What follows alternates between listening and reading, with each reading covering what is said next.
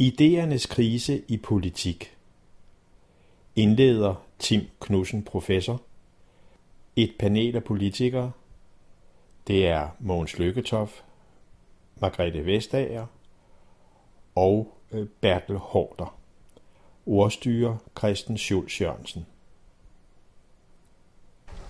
I det politiske liv, og det har jo været en allerede lang dag, men også en spændende dag. Det ser jeg også lidt til for vores nye gæster, der er kommet. Mogens Lykketoft og Margrethe Vestager sidder og noterer allerede flittigt på række 1 herovre, men skal jo ikke lytte til Tim Knudsens indlæg, som vil vare en cirka halv times tid. Er det ikke rigtigt, Tim? Og så kommer om et sekund, eller så hurtigt det kan lade sig gøre, kommer Indenrigs- og Sundhedsminister Bertel Haarder også.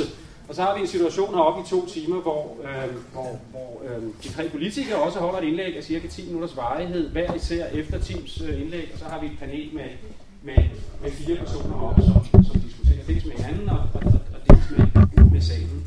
Og måske af interesse for vores politiske tilhørere og senere oplægsholdere, så kan man sige, at det har været en dag, hvor vi startede med, og det er bare min fattige sammenfatning af nogle af de mange betragtninger, der har været, startede jo med at sætte scenen, hvor Asger Baunsbak også talte om en forfaldsperiode, og Peter Kemp og Birgitte Possing diskuterede det, som blandt andet blev nævnt som et næsten national identitetsproblematik, og også en international identitetsproblematik, som jo selvfølgelig rækker ud over universiteterne og andre ting, som man også kan læse om i dagens kronik i politik. Derefter tog vi felterne 1 for 1. Vi havde en seance omkring det, der nu hedder medierne nu om dagen, som tidligere hed pressen og andre ting. Michael Christiansen talte for Danmarks Radios, blandt andet talte han for Danmarks Radios centrale placering og public service begreb, som har forandret sig gennem historien, men som også står for dannelse, vejledninger og oplysning. Nicolai Bundgaard sprang ud på den måde, at hun sådan set i Hal Kochs gamle bygninger lagde afstand til Hal Koch og sagde, at han skulle bare om sådan på dansk at blive enige. Og der blev nikket rundt omkring, det er heller ikke målet med i dag, at blive enige i det, der lukkede rum, og så være uenige med nogen, der er udenfor. Altså en gang imellem har den der lidt mere ærlige uenighed måske også sin fornuftige gang på jord. Derefter gik vi jo videre til en seance omkring uddannelserne, hvor man heller ikke var enige, men hvor vi havde, jeg skal måske sige omkring medierne, var der heller ikke enighed, men der var i hvert fald en rød tråd omkring, at det der var den gode gamle fælles samtale på tværs af presse og medier, altså en offentlighed, der var politisk i medierne, næsten i habermasiansk forstand, det centrum findes ikke længere. Derfor skal den debat i medierne, den skal genopfindes på ny. Vi kommer ikke præcis nærmere. Omkring uddannelserne var der nogle røde tråde i forhold til vel nærmest 2 ting. Altså en byråkratisering, om ikke en djøfisering, det var ikke det begreb, der blev brugt, men en byråkratisering, en regelstyring og regeltyranni, som har dræbt fokus på både indhold, substans, det vil sige undervisning og forskning i den sektor. En efterspørgsel efter fra Ove Korsgaard, en pædagogisk filosofi, snarere end den byråkratiske, fra Katrine Lilleør, i virkeligheden det kristne, ikke i virkeligheden, det var så præcist som det blev sagt, det kristne grundbudskab og de kristne grundbudskaber som et element i den indholdspåfyldning, der var alternativet til byråkrati og regeltyranni. Og nu er vi så kommet til idéernes krise i det politiske liv, og som aftalt lægger Tim Knudsen, professor i statskundskab ved Københavns Universitet, han lægger for. Værsgo, Tim. Ja, tak. Tak for ordet. Jeg har 2 vanskeligheder, vil jeg lige præcisere indledningsvis. Den ene er, at jeg har fået en halv time. Jeg kan lige til Niels Michael Christiansen, der var sige, at jeg holdt forleden en forelæsning i Danskernes Akademi. Den var ualmindelig kedsommelig. Den handlede om regeringsdannelser. Men det svære var, at jeg fik at vide, at der var 1 take, og det skulle være på 19,5 minutter. Det overholdt jeg. Den anden forudsætning, jeg har, det er, at jeg skal være flink ved politikerne. Og det har Baunsgaard... den er gal med navnene, kan I godt se. Den er virkelig gal i dag, ikke? Asger Baunsgaard Jensen. Ja. Vi skulle være flinke ved politikere, og jeg vil gerne understrege, at jeg synes, det er forfærdeligt svært at være politiker i et meget kompliceret samfund med mange svære problemer, og med meget små ressourcer i de politiske partier. Lad det være sagt for det samme. Men selvfølgelig kommer vi heller ikke nogen vejen, hvis jeg slet ikke sådan er en lille smule kritisk. Så Jeg har tænkt mig at lade det falde i 4 afdelinger. Først noget om, hvilken rolle idéerne spiller i forholdet mellem politikere og vælgere, ja. Det næste, hvad var det nu? Det var noget med, hvad mener vi egentlig med idéer? Og så var der noget med, lad mig se, så kommer det der med de politiske partier, sådan hvor jeg sådan skal være lidt flink. Så er der, lad os nu se en gang, til allersidst, har jeg noget som helst? Det er noget med, om noget kan gøres bedre og sådan noget, ikke? Ja. Jo, I kender jo godt den der med ideologi er noget bras, som det blev sagt. Og det er jo det, vi diskuterer helt i dag. Spiller idéer ingen rolle i moderne politik, og bør de ikke spille en rolle? Og der er det, jeg vil sige, hvis man kigger på de forskellige demokratiforståelser, så synes jeg, at man kan sige, at der kronologisk er sådan cirka 3 forståelser i Danmark, som jeg mener at kunne identificere. Den første er egentlig sådan set nærmest før demokratisk. Den tilhører det tidlige konstitutionelle monarki, og med borgere sådan noget som de nationalliberale, som jo ikke ville kaldes nationalliberale, overhovedet ikke ville opfattes som parti. De var individer, og de skulle vælges med års mellemrum som nogle begavede, erfarne og vidende mænd med solid dømmekraft, og så skulle de vælges til at afgøre de løbende statsforretninger. De skulle være fritstillede, altså relationen mellem dem og vælgerne var sådan set en tillid til deres person og til deres dømmekraft, men der var ingen bindinger. Og vælgerne var i øvrigt dømt til at være passive tilskuere, og så med års mellemrum blev de kaldt hen for at afgøre, hvem der nu havde klaret sig bedst, om nogle af dem skulle have lov til at fortsætte, eller om vi skulle forsøge med nogle andre endnu klogere hoveder. Den holdt jo ikke ret længe. Partierne kom frem, og der, nu går vi så hastigt frem i historien, og så får vi mere og mere en deltagerdemokratisk forestilling, som forandrer forholdet mellem vælgere og valgte på 2 måder. For det første skal der være en løbende kommunikation mellem vælgerne og de valgte. Også mellem valgene. Det betød ikke, at vælgerne skulle være kunder, som løbende afgav bestillinger til politikerne. Det betød ikke, at de skulle komme med deres umiddelbare præferencer og sige, sådan vil vi have det. Det betød, at der skulle være en dialog, hvor begge parter skulle have lov til at blive klogere. Så det var altså ikke en ret til at være med til at bestemme umiddelbart, det var en ret til at være med til at bestemme sig. Og det kalder vi i politologen delegationsrepræsentation. Men på den anden side, så betød det jo heller ikke, at politikerne længere havde sådan et fuldstændig ubundet mandat i det virkelige liv. Alf Ross brugte udtrykket i den eneste danske demokratidebat, vi har haft, af stor betydning, var den lige efter 2. verdenskrig, og der brugte Alf Ross det udtryk, at der skal være et naturligt bånd mellem politikeren og vælgeren. Desværre siger han ikke ret meget om, hvad det bånd egentlig består i. Men det må være noget med, at der er nogle fælles orienteringspunkter mellem vælgeren og de valgte, som forpligter politikerne til at følge disse orienteringspunkter som vejledning i de handlinger, der skal foretages i løbet af valgperioden.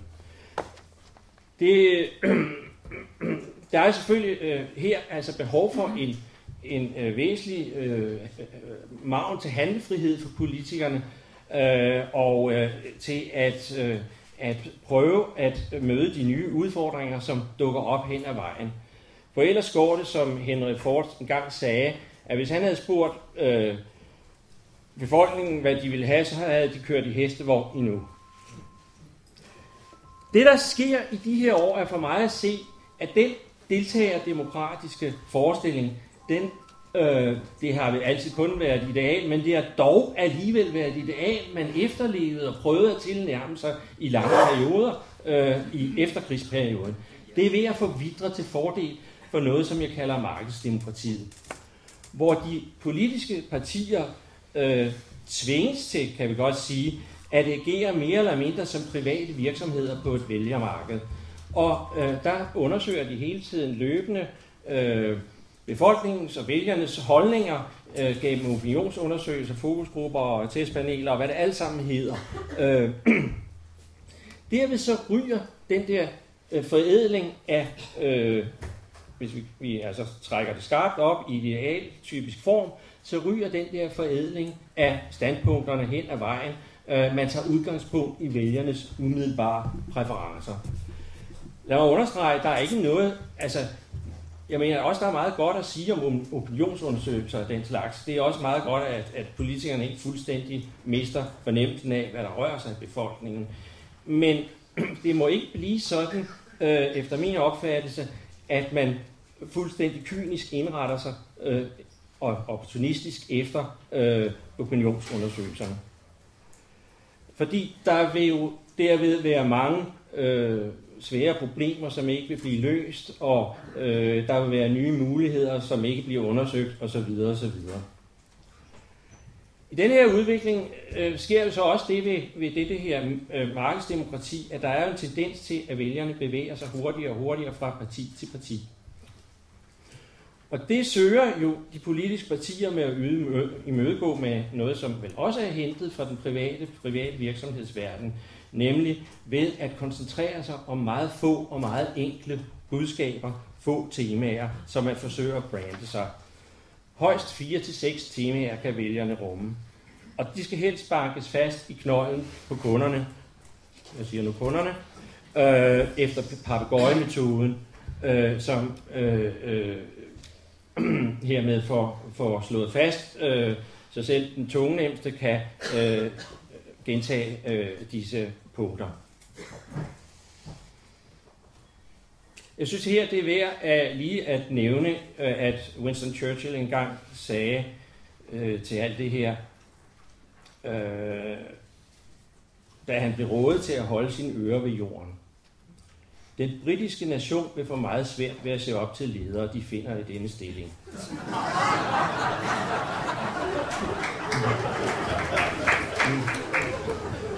Og der synes jeg, han rammer noget centralt, at i virkeligheden så fungerer det her jo ikke ret længe, hvis det ender helt derhenne. Det var det første, jeg vil sige lidt om de her forskellige forestillinger om relationen, og jeg slår altså et meget stærkt på den opfattelse, eller slår et slag for den opfattelse, at der skal være et bånd af nogle orienteringspunkter, eller hvad vi nu skal kalde det, og måske med Bjørn Poulsen nogle idéer, der forbinder vælgere og valgte. Men hvad mener vi egentlig med idéer? Jeg tror, at man normalt, når man taler om idépolitik, ser det i modsætning til realpolitik. Og realpolitik, det er sådan noget gusten, noget med købmandsregninger og kynisme og studehandler og den slags. Men problemet med idébegrebet er, at det er sværere at afgrænse positivt end negativt. Det kan opfatte meget forskellige menneskesyn, normer, værdier og bestemte tankesæt. Og i min quiz så fandt jeg jo altså på at kigge på, hvad mente Bjørn Poulsen egentlig med idéer? Og der kom han med et udtryk, som overraskede mig, for jeg skal jo indrømme, at jeg først læste Bjørn Poulsen her for kort tid siden. Han talte om fikse idéer. Og det måtte jeg altså lige tykke lidt på, ikke? Men jeg er kommet til at holde meget af det udtryk. For en fiks idé er man besat af. Det er noget, man næsten har som en tvangstanke. Og jeg synes egentlig, vi trænger til politikere, der er lidenskabeligt besat af fikse idéer. Ja, det er ikke ligegyldigt, hvad det er for nogle idéer. Det vil jeg godt understrege. Men det er godt at have en lidenskab af en eller anden art som drivkraft. Nu mener jeg, at Poulsen tog fejl, da han opfattede de fikse idéer som ideologier. Ideologier er mere sådan omfattende tankesystemer, som godt kan bygge på fikse idéer. Jeg tror, at hans begreb fikse idéer snarere er beslægtet med begrebet værdier. Det kan være forestillinger om retfærdighed, lighed og frihed, og hvad ved jeg. Men de er jo meget centrale, hvis politik skal være andet end teknokrati. Værdierne rummer også nogle berøringspunkter med noget følelsesmæssigt i os. Det, der får politik til at leve, det er de fikse idéer, de lidenskaber, de følelser, som skal være drivkraften. Selvfølgelig ikke fuldstændig ureguleret fornuften, det er ikke det, jeg taler for. Men bagved det hele skal der være en motor af fikse idéer eller værdier eller hvad pokker. Noget, som politikere brænder for.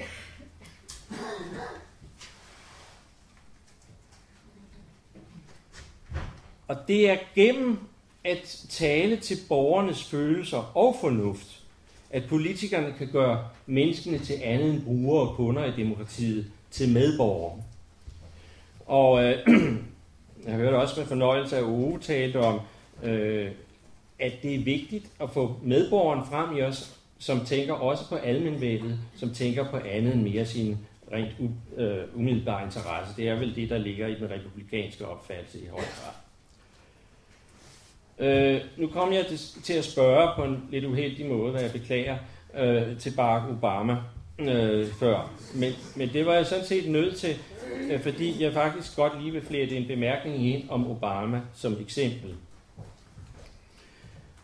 Vi var alle sammen, så godt som alle, tror jeg, i det land imponeret af hans medrivende kampagne. Vi ved godt, at han skal meget andet end at kunne føre valgkamp, men det måtte vi vel alle erkende, at det gjorde han fremragende. Og hvad gjorde man så i Danmark for de politiske partier? Jo, man sendte nogle folk over for at studere på hans kampagne. Og de gik ind i hans stab og spurgte, hvad gør I egentlig? Ja, vi har kontaktdatabaser. Vi har mails, og vi har sms'er og sådan noget der. Og det har vi sat vældig meget i system, og vi samler småbeløb ind fra enkelte personer. Og det er sikkert også alt sammen værdifuldt, og så vidt jeg ved, så er der en hel del af de danske partier, der er fuld gang med at prøve at efterligne de her ting. Fint nok med mig, men jeg tror faktisk, at man rammer ved siden af det væsentlige med Obama. Fordi nogle af de der tiltag, som han har brugte Ségolène Royal også i Frankrig i 2007, og hun vandt ikke valget. Det, jeg tror, var Obamas styrke, var, at han var i stand til at tale til folks følelser. Han talte ikke til de negative følelser, had og aggressivitet. Han talte til håb. Han talte til håbet om mere retfærdighed, et mere lige samfund, et tryggere samfund, et samfund med større ansvarsbevidsthed og hensynsfuldhed. Og det tror jeg er noget af det, som danske politikere, vi alle sammen måske kunne lære. Det er ikke særlig dansk, det her at tale så patetisk og sådan noget, men noget af det der med at få følelserne ind i politik og sige, hvad handler det grundlæggende om det her. Og nu springer jeg det her over, fordi nu politikerne kommer.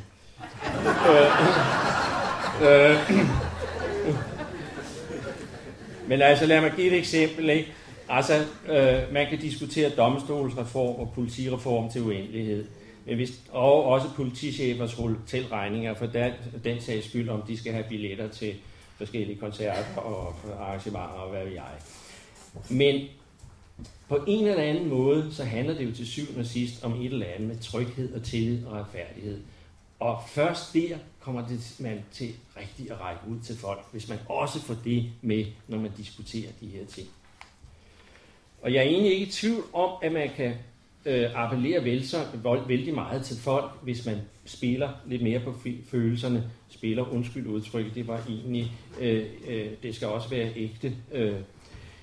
Jeg synes, det er faktisk tankevækkende, at i de her dage ligger Winston Churchills taler på hitlisten i Storbritannien, for han kunne da pokker tage mig tale til folks følelser. Nu havde han også ligesom en scene der i 1940, der var lidt god til at sætte dramatikken op, det skal indrømmes. Men jeg tror nu alligevel også, det bliver svært for Lars Løkke at få hans taler ud på CD om 70 år.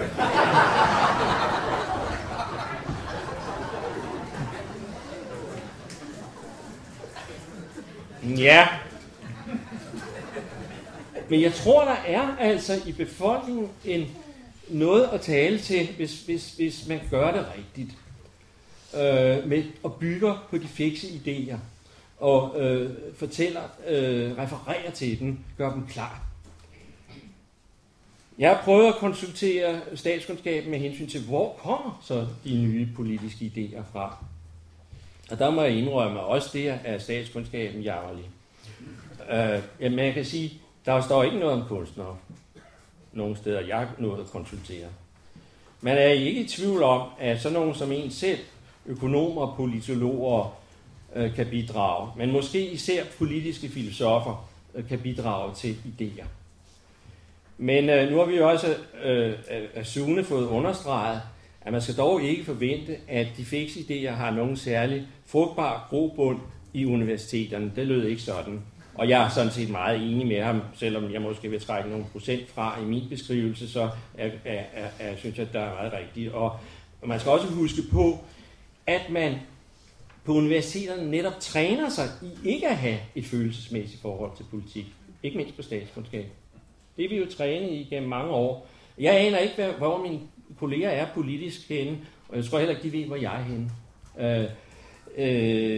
Det vil jeg for først i allersidste år, de har fået nogen chance for at ane det, og det er ikke gennem min aktivitet på universitetet. I øvrigt foregår der meget ligegyldigt på universiteterne, ikke mindst på statskundskab, hvor vi skal aflevere de sædvanlige engelsksproglige publikationer, som ingen læser, så Helle Sander og andre kan være tilfredse. Det er efter min mening, også på den baggrund, lidt problematisk, at vi uddanner flere og flere af politikerne på mit institut, blandt andet. Og det er ikke bedre, hvis det er økonomi, eller i Aarhus. Det er slet ikke det. Men jeg har ikke høje tanker om økonomerne, men det skal jeg lade være at spare jer for. Men jeg kan sige, at statskundskabsuddannelsen i Danmark, som jeg kender den, er ret historieløs og alt for præget af amerikanske idéer og idealer. Og der er en stor interesse blandt de studerende for ren viden om magtmanipulation. Det er en fattig videnskab. Jeg har jo fået at vide af min institutleder, at jeg ikke må sige noget negativt om min institut. Og det har jeg heller aldrig gjort, før han sagde det. Men nu kom jeg til det.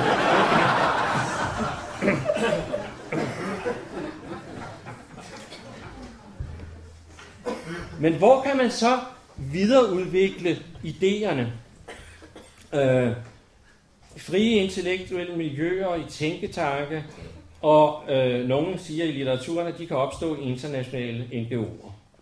Og sikkert mange andre steder ude i en mangfoldig verden. Men skal de forædles, så kræver det ressourcer, og dem har de politiske partier sjældent. Det andet er også, om partierne i virkeligheden har organiseret sig på en så systematisk og organiseret måde, at de evner i fællesskab at bearbejde den ordentligt store strøm af idéer og litteratur, som er derude netop nu. Og nu kommer jeg så til lige at sige lidt om de danske politiske partier, ganske kort.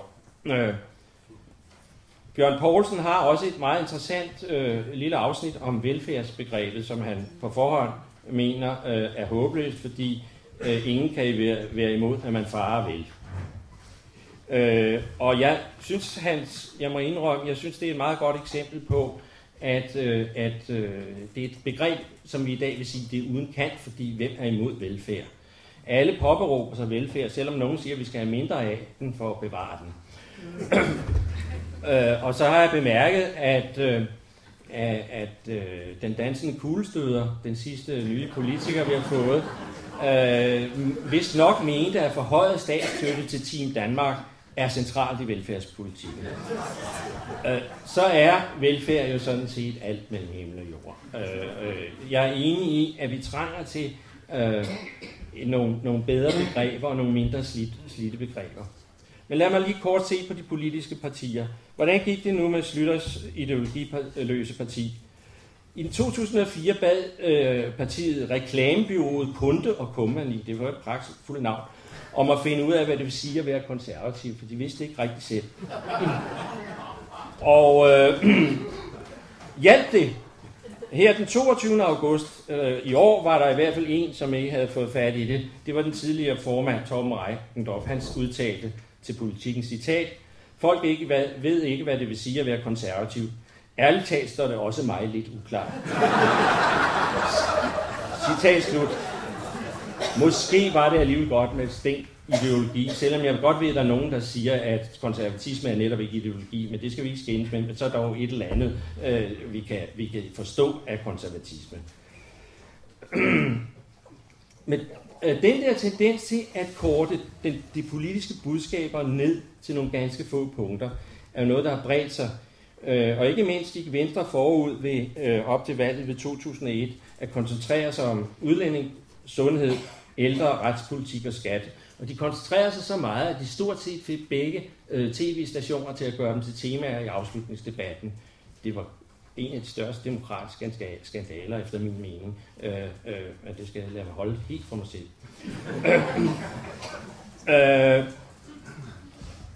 Men han siger, Fogh har jo selv forklaret, at man skulle vælge få mærkesager, som vi til gengæld skulle fremhæve igen og igen. Dansk Folkeparti har jo for længe siden indført, de har 5 mærkesager. Stram udlændingepolitik, svage og ældre skal hjælpes, hårdere straffe, nej til EU-forfatning og dyrevelfærd. Og dem har de haft siden fødslen, og Pia Kjærsgaard har forsikret os for nylig om, at de skal aldrig ændres. Vi vil aldrig forny vores politiske holdninger, for vælgerne skal vide, hvad de får. Citat slut. Nej, nu skal det...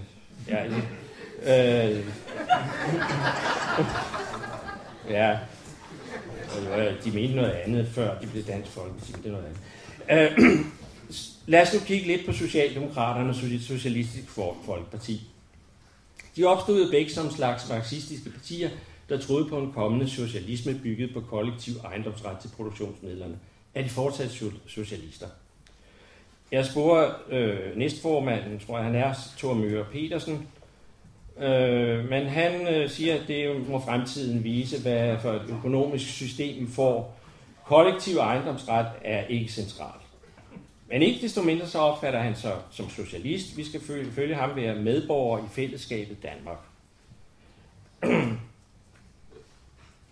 Og jeg fortsætter citat: "Samfundsborgere, der i fællesskab bygger rammerne for det gode liv og har en udbredt indflydelse på egen hverdag." Citat slut. Størrelse som gode liv, menneskelig frigørelse og fællesskab, det er jo ikke andet banaliteter. Det får ingen kant i forhold til andre. Hvem vil ikke gå ind for det? Tidligere folketingsmedlem Jørgen Jespersen sagde, der meldte sig ud af SF, sagde i 2007, at partiet sad fast i fortid og uvirkelighed. Citat: "Hvad vil det sige at være socialist i vore dage, hvilket ikke mindst er aktualiseret på grund af globaliseringen? Hvilket økonomisk system skal et socialistisk samfund have? Går SF ind for planøkonomi, statslig overtagelse, eller skal det være en særlig form for markedsøkonomi?" Det burde vi i SF have givet svar på, men det bliver bare til luftige slagord om en demokratisk styret økonomi og mennesker før profit. Det er udtryk for intellektuel dovenskab, uformåenhed samt fortrængning af den politiske virkelighed. Citat slut. Han er meget hård, vil jeg sige, men lidt ret har han vel. Så er der Socialdemokratiet. Helle Thorning-Schmidt har sagt, at partiets valgoplæg skal kunne stå på et postkort. Det gør det også lettere at sælge, selvfølgelig. Jamen der. Og så er spørgsmålet, hvad skal der stå på det her postkort? Der skal stå noget med fællesskab, kan jeg forstå ud for citater. Ja. Og Weekendavisen spurgte hende forleden videre. En gang havde Socialdemokratiet en samfundsvision, siger vi Weekendavisen. Hvordan ser den ud i dag? Spørgsmål slut. Og hun svarer, citat: "Krisehåndtering handler også om, hvilken samfundsmodel vi vil have." Og fortsatte: "Jeg er overbevist om, at vi kan bevare et samfund, som også skaber tryghed og velfærd, men det kræver svære valg. Vi tror stadig på, at vi kan bevare et lige samfund med stærk velfærd, så det handler også om et ideologisk valg." Og jeg vil ikke sige, at det er fuldstændig uden kant og sådan noget, men det er altså ord som fællesskab, tryghed, velfærd og lighed er vel ikke så frygtelig stærke, men de kan være på et postkort. Se, Mogens, jeg har også bedt også mærke til, Mogens Lykketoft, at Politikken spurgte 3 socialdemokrater, der blandt Mogens, er I socialister? Og de 3 svarede 3 forskellige svar. Der var et ja, et nej og et rungende måske. Sofie Hestorp kaldte sig demokratisk socialist uden at definere socialisme. Christine Antorine svarede nej uden at definere socialisme. Og Mogens var den eneste, der forsøgte at give et mere uddybet svar, hvor han svarede, at hvis jeg nu må tillade mig kort, det er en lille smule, at det der med ejendomsretten til produktionsmidlerne var ikke det han mente længere lå i socialisme, men hvis det er noget med, at et højt udviklet demokrati, en høj grad af social harmoni, udligning af forskel og social tryghed, så er han socialist, og så må ejendomsretten også gerne være spredt ud til mange, hvilket i øvrigt også de konservative vil gå ind for. Og en stærk offentlig sektor. Man kan ikke sige det uden profil, det her, men det har efter min mening ikke ret meget med det oprindelige socialisme-begreb at gøre, og det lapper en del ind over borgerlig tænkning. Men jeg vil altså spørge, Mogens, var det ikke en idé, om I tog jer tid til indbyrdes diskutere, om I socialister? Nu kan vi jo ikke kræve, at de politiske partier, jeg tror ikke, de selv vedtager en lov om, der skal være varedeklarationer på de politiske partier, for ellers, men jeg synes, det her kunne altså godt kræve en lille smule afklaring internt, fordi hvordan vil I have, at folk skal vide, hvad I står for, hvis I svarer så forskelligt? I øvrigt synes jeg, at I skulle definere jer som et socialliberalt parti. Det flugter meget godt med, at Hans Koch engang sagde, at Socialdemokratiet havde haft en kæmpe succes med at føre radikal politik. Så vil I måske sige, ja, men den etiket er optaget af de radikale, det skal I ikke være ked af. Politikken skrev i hvert fald forleden, at partiet er skizofrent. Og spændt ud mellem en borgerlig liberal identitet og en social linje, blandt andet, og spørgsmålet om, hvor man skal samarbejde og alt sådan noget. Måske er den sociale linje blevet noget svag, så jeg tror godt, at Socialdemokraterne kan kalde sig socialliberale. Og så vil jeg øvrigt sige, nu skal jeg jo være lidt slem ved dem alle sammen, så jeg vil også sige lige til de radikale, at hvis man ellers skal blive klog på de radikale, så har man nogle gange fornemmelse af, at det er bedst at spørge i Finansministeriet eller hos de økonomiske vismænd. Jeg synes, I har alt for stor respekt for fagøkonomer. De er ikke... De har tydeligt under den her senere år vist, at de har meget svært ved at analysere tingene, at finanskrisen var på vej osv., og de er ofte dybt uenige. Så jeg synes, det er en form for autoritetstro, men derudover så mener jeg også, at netop hvis man hele tiden argumenterer som økonomer, så får man netop ikke fat i, hvad egentlig de fikse idéer bagved. Hvad er egentlig? Fagøkonomerne lægger det jo ikke sådan frem i den offentlige debat, udover at vi skal have vækst og den slags, ret meget om, hvad det dybere set handler om social retfærdighed, eller hvad det nu kan være. Og endelig vil jeg sige her, og nu kan jeg se, at jeg har ikke ret meget tid, så jeg springer det her over. Men jeg vil gerne sige, at jeg siger jo ikke med det her, at vi endte der, at al politik i Danmark indskrænker sig til få mærkesager og slagord. Jeg hævder heller ikke, at al praktisk politik er konserverende og forkæler og vælgerne behagesygt. Og jeg har også et sted set, at Margrethe Vestager har udtalt, at man undervurderer politik og politikere, hvis man tror, at der ikke nedenunder al vores krimskrams og fnider af forestillinger om, hvor landet skal hen. Det tror jeg sådan set godt. Men det vigtige er jo, at man får engageret vælgerne i de her forestillinger, og det er derfor, man må pege på sine fikse idéer og referere lidt mere til dem. Når partier kommer i regering, så får de centraladministrationen som tænketank. Så sker der ofte forbavsende ting. Venstre, der engang talte om det nære samfund, foretager kommunalreformer, der forringer det kommunale demokrati, vil endnu en gang halvere antallet af kommunalpolitikere og dermed øge afstanden mellem vælgere og valgte. Der lukkes sygehuse, skoler, biblioteker, politistationer, retsbygninger, og der sker ændringer i den lokale kollektive trafik. Alt sammen sikkert med gode motiver, men det svækker vel ikke, eller styrker vel ikke ligefrem det nære samfund, og slet ikke i de dele af landet, hvor Venstre engang stod stærkt. Og senest har nogle venstrefolk, og der må jeg altså virkelig sige, og det tror jeg, har jeg ikke mistænkt Bertel Haarder for det her, det vil jeg gerne understrege. Senest har nogle venstrefolk foreslået, at man indfører resultatløn for borgmester.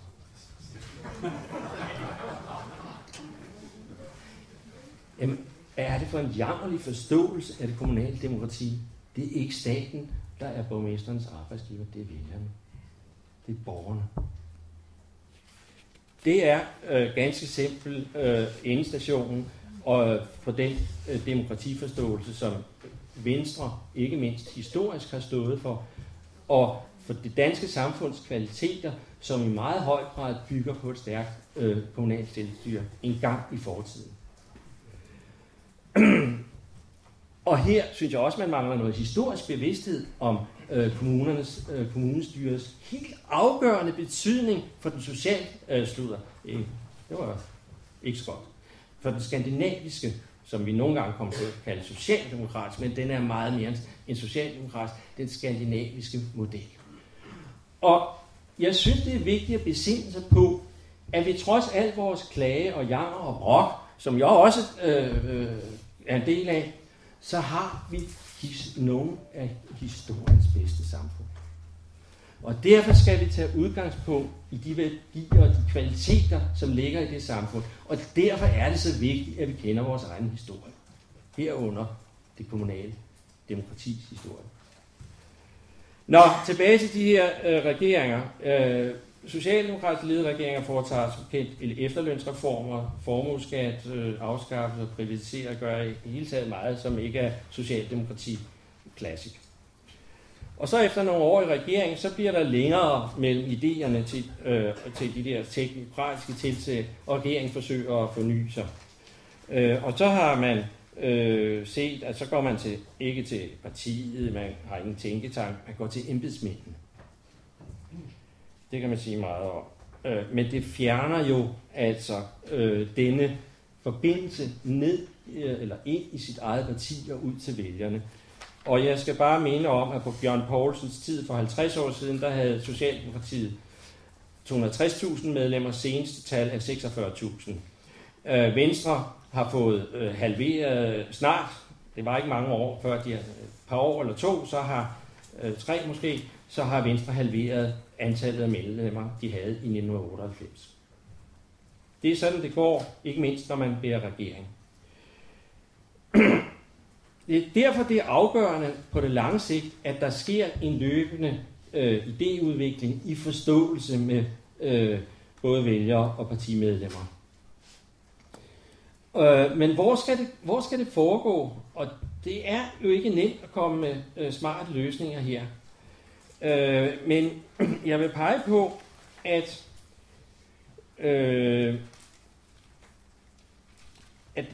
en af mulighederne, det kunne være, at de her tænketanke, det er måske ikke nogen genial idé, men jeg kan ikke se ret meget andet. Vi har for øjeblikket en tænketank, som dominerer fuldstændig billedet, som er overalt CEPOS, hvis nærmeste politiske partner vel er Liberal Alliance. Jeg synes, der er i høj grad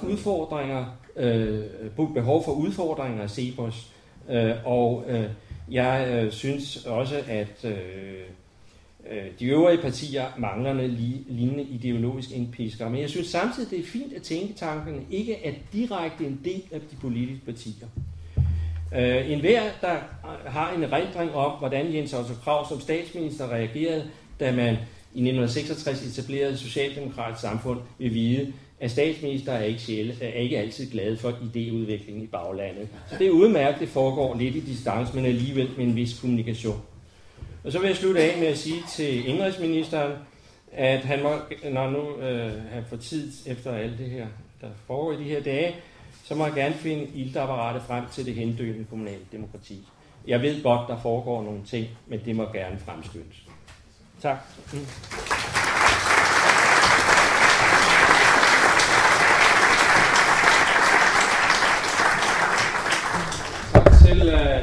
Tim Knudsen for at sætte scenen.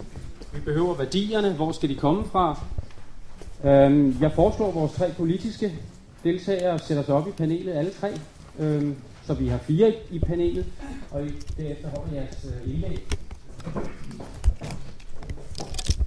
Der kan, men ikke, men vi skal forme som en replik til Tims indlæg.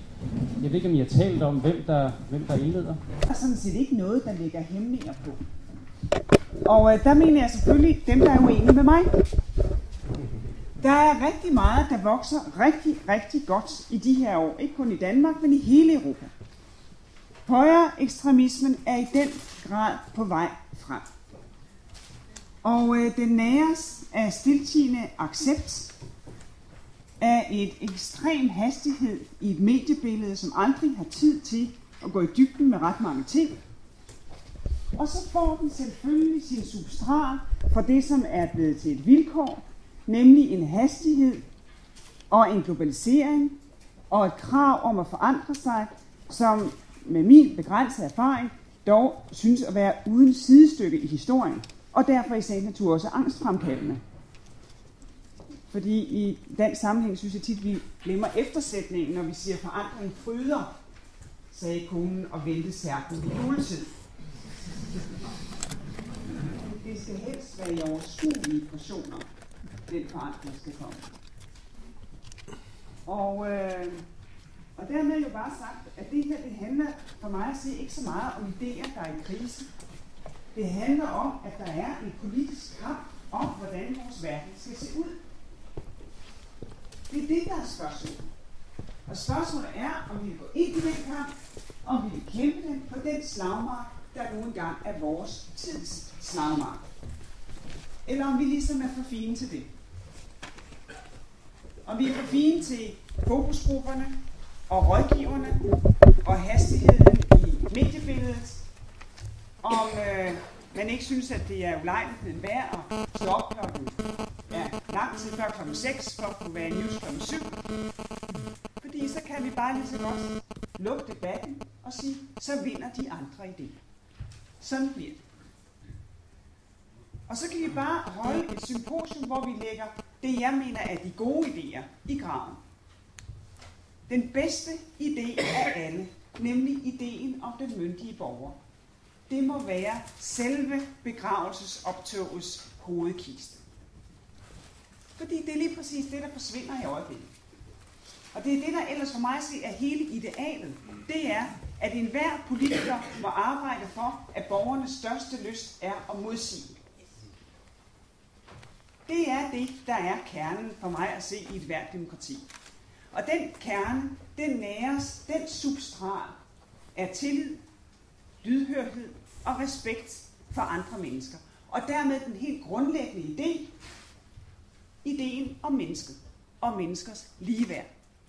Og der synes jeg, det er tankevækkende, at Dansk Folkeparti lige har svaret en borger, at i Dansk Folkeparti, der har man ikke noget menneskesyn.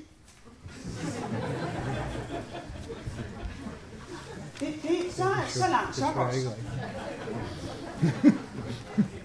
Og jeg tillader mig at referere det, selvom der ikke er en fra Dansk Folkeparti i panelet, fordi det er offentligt fremme, og det er ikke noget, de lægger skjul på. Og derfor synes jeg, man kan betragte det som et faktum, man kan forholde sig til. Og dermed jo også sagt noget om, at man må gøre sin egen stilling om. Hvor er man selv i kampen om, hvad det er for et samfund, vi vil have? Og jeg har det selv på den måde, at når jeg ser på mine børn, og når jeg ser på det, der er mit eget livsprojekt, så er der 2 store udfordringer. Den ene er at danne min egen holdning. Kunne argumentere for den, og kunne stå inde for den. Og den anden udfordring, det er at kunne lytte til andre, og kunne indgå kompromiser, og kunne samarbejde. Og jeg kan se på nogle af de børn og unge, som jeg er omgivet med, hvor svært det er på den ene side at danne sin egen holdning, og vide, hvad man vil, og stå inde for det, og så samtidig skulle lytte til andre mennesker, der har gjort det samme arbejde, og finde den fælles idé, den fælles løsning. Og det fælles er så svært. Og derfor er det, der er en stor del af træningen i overhovedet at være samfund, det er at finde ud af, hvor gør vi så det. Og dermed jo blot sagt det helt enkle, at hvis man vil bidrage til det, så tror jeg, det er vigtigt at begynde med de voksne. Der er ikke nogen genvej ved at sige, at det må skolen også. Og måske skulle vi begynde endnu før, for de bliver jo ikke født som 7-årige. Hvor mange gange har I selv sagt det? Det er ikke ungerne, det kommer an på. Det er os, det kommer an på. For det er de voksne, der danner børnene. Det er vores eksempel, det er vores facon. Det er alle de ting, vi vælger ikke at gøre, der præger det. Og derfor er det hos os, det begynder. Hvor meget vi vil være idé, hvor meget vi vil være individ, hvor meget vi vil være mening, hvor meget vi vil være menneske. Det at kunne være til rådighed, som en, der både mener noget, men også er noget. Og derfor tror jeg, at det her med at få balanceret mellem fornuft og følelse, eller det at kunne tale til følelserne, det er noget af det, som bliver det afgørende, hvis vi skal kunne manøvrere mellem fokusgrupper og rådgivere og news og netaviser og de arbejdsvilkår, som medierne selv har, som er svære, og som de giver os, og som vi skal håndtere. Og det lille parti, som jeg er medlem af, bare afslutningsvis, vi har faktisk spurgt os selv. Vi har møder rundt omkring i landet. Hvad vil det sige at være radikal? Vi har spurgt hinanden, hvorfor er du radikal? Og det er jo blevet aktuelt, fordi der var nogen, vi troede var radikale, som så gjorde op med sig selv, at det var de ikke. Og det er jo på mange måder en lykkelig historie, fordi jeg kan høre på flere af medlemmerne af Liberal Alliance, at det må have været svært for dem at være radikale. Og det er jo dejligt, at man kan komme et sted hen, hvor ens holdninger kan foldes mere frit ud, end når man er et sted, hvor der bliver lagt bånd på en selv, og man også skal have socialpolitik og sådan noget. Og derfor så har vi spurgt os selv. Og når jeg fortæller det, så er det jo fordi, at det er smerteligt. Det er sådan set ikke særlig nemt. Af mennesker, som man har haft et tæt samarbejde med, og oplevet fællesskab med, pludselig ved noget andet. Og derfor så har vi spurgt os selv hen over landet, og jeg har selv haft glæden af at deltage i alle de 5 møder, i workshops af forskellige typer, hvor vi har haft det sjovt. Vi har haft det sjovt med at være sammen med hinanden og fortælle vores historier om, hvorfor er jeg radikal. Og nogen siger, jamen det var min far og mor. Så siger vi, okay, det var så fantasifuldt du var. Og andre siger, jamen min far og mor var netop ikke radikale. De var noget helt andet, og det blev jeg nødt til at tage mig af. Og nogen sagde, men de er radikale mænd. Altså. Alle mulige i virkeligheden forskellige veje til det at være radikal. Og det har vi blandt andet brugt til at lave vores parti om. Så der er mindre bureaukrati og forhåbentlig mere plads til idéer. Fordi hvis et parti ikke er et relevant sted at komme med sine idéer og lede efter nogen, der vil være med til at udvikle dem, så har partierne tabt. Og der har vi forsøgt at lave, så at sige, en ny begyndelse, fordi vi meget gerne vil give plads til, at et parti er et sted, som er et relevant sted, hvis man er optaget af sit samfund og gerne vil ind i den kamp, der er i øjeblikket mellem idéerne. Fordi nogen af os synes, at krisen, det er, at det er de dårlige idéer, der er i voldsom vækst.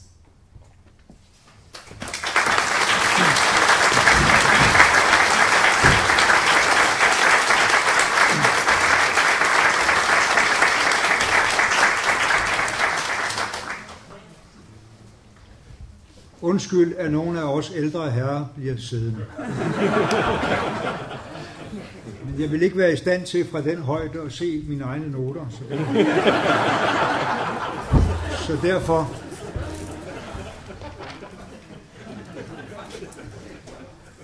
Nogle få betragtninger om det med idéerne.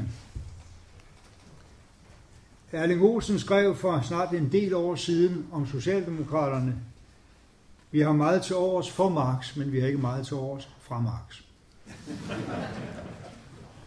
Og det der med definitionen af den demokratiske socialisme interesserede egentlig heller ikke mig så frygtelig meget, da jeg selv for kun 46 år siden valgte at gå ind i Socialdemokratiet, og ikke har fortrudt det siden.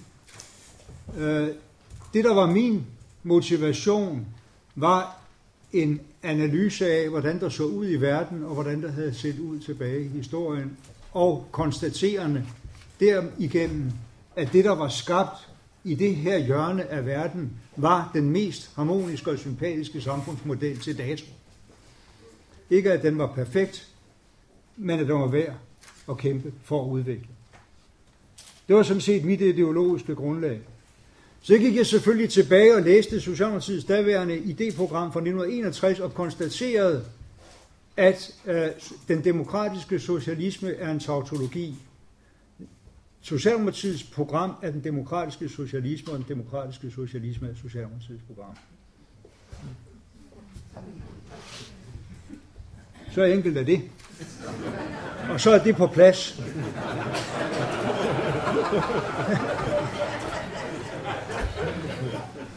Jeg har så i mellemtiden været hovedforfatter på et par principprogrammer.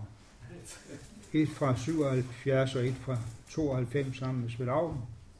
Og det synes jeg egentlig på udmærket vis trækker nogle overskrifter, som er lidt længere end det, der kan stå på et postkort, op for, hvad det er, vi vil.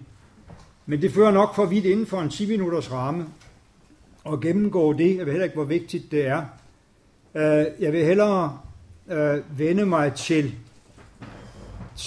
dette her med, hvad der er politikernes opgave og befolkningens forventninger.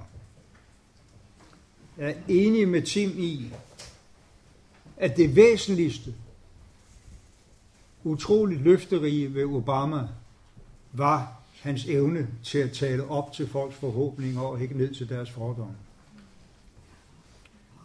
Og jeg havde ikke troet, indtil det valg lykkedes, at det amerikanske politiske system nogensinde kunne producere en præsident med så sympatiske holdninger. Og det står jo selvfølgelig også tilbage at bevise, at han kan føre det igennem, og ikke bliver overhældt med ting. Men jeg mener i virkeligheden, at det er meget, meget centralt, i hvert fald også for, hvad der fik mig og mange af dem, jeg kender, til at gå ind i politik. Det er ikke for at løbe efter aktuelle stemninger, som Gallup-sygen og de ufattelig mange meningsmålinger godt kan inspirere til. Det er klart, der vil altid, hvis man beskæftiger sig med praktisk politik, være grænser for, hvor meget man kan være forud for flokken. Men politikernes opgave i min forestilling er at overbevise folk om, at noget er godt og noget er skidt. Og ikke bare bruge de Gallup-målinger, der uundgåeligt kommer til en, som vejledning for, hvad man skal mene i morgen.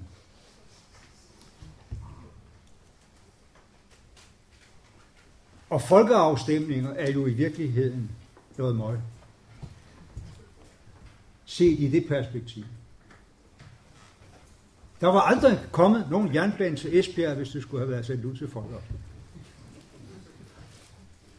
Og der var aldrig kommet Storebæltsbro.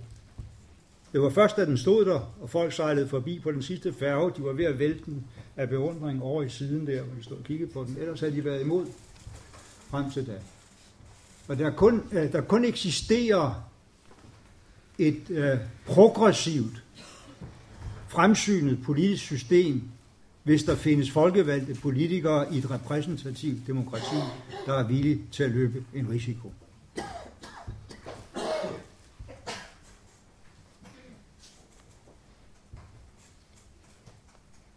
Og det er udfordringen.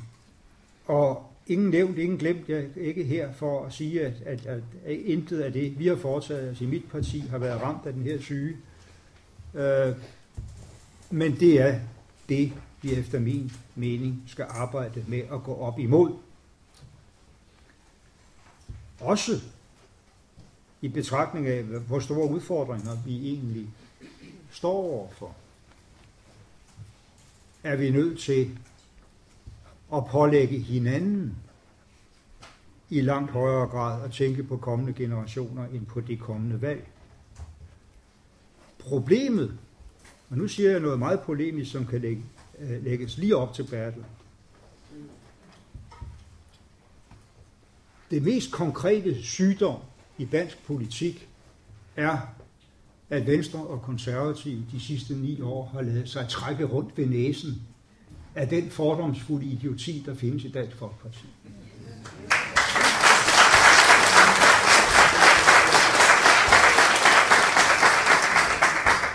Og det kan der nævnes så mange eksempler på, så jeg ville forlænge min taletid urimeligt.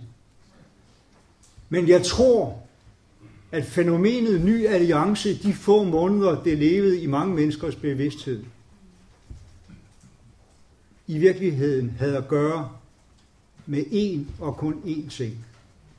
Nemlig en vældig stor gruppe, egentlig borgerligt orienterede centrumsvælgeres dybe enighed med sloganet nok er nok. Ny Alliance med de her mennesker, der aldrig havde fået snakket sammen om, hvad det egentlig gik ud på, var på vej op til 25 mandater, så længe en meget, meget stor gruppe af befolkningen knyttede en forhåbning om, at her var en mulighed for at støtte en regering uden Dansk Folkeparti. Og da Naser Khader så endelig kom ud af togen og meddelte, at det ikke var i stedet for Dansk Folkeparti, men sammen med Dansk Folkeparti, så flokkede det sammen til 5 mandater, som i dag befinder sig 5 forskellige steder. Men det er nok udtryk for en folkestemning, som flere burde appellere til. Jeg mener også, at mit eget parti i endnu højere grad skulle sige, stem på os, så slipper I for at se Pia Kjærsgaard så meget i fjernsynet. Så slipper I for, at de holdninger, de synspunkter,